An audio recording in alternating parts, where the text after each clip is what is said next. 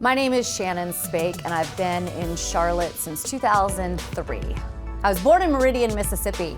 So my dad was a naval aviator, flew F-4s in Vietnam. My mom was in the Navy. They met on the naval base there. My mom was actually someone that marshaled my dad in when he pulled the plane in. They met, they fell in love, they got married, and boom, I was there.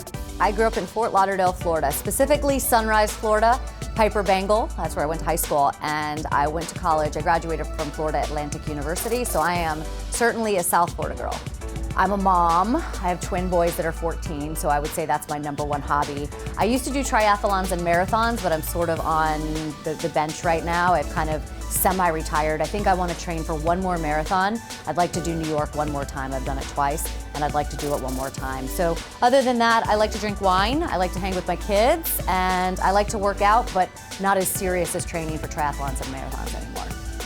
My first on-air job was at a local station here in Charlotte. It was WCCB Fox Charlotte. I was the roaming reporter in the morning show. I would go to Krispy Kreme, I would go to bowling alleys, I would go to movie theaters, I would go to amusement parks and report back in the morning news. It was awful. I had to get up at like 3 o'clock in the morning to get to be at my on-site location, and it was super early. You never catch up on your sleep when you're working for a morning show, so I feel for everybody. Thank you for getting me up on my morning shows, but I feel for you.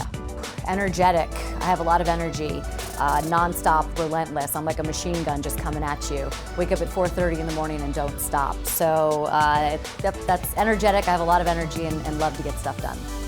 Okay, so it's my favorite song. It's Biggie.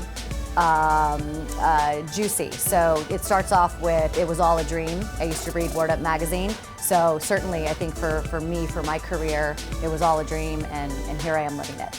That I'm so excited to be working for this organization again, because actually I was part of the organization. I'm going to try really hard not to mess up for everybody and say Bobcats, but when you were hired by the Bobcats back in 2004 to be part of their inaugural season, it just kind of was like ingrained in me. So to come back, and I know that I'm going to walk around the halls of the Spectrum Center. I know that I'm going to see people that I saw 20 years ago, and I think that's the coolest part for me.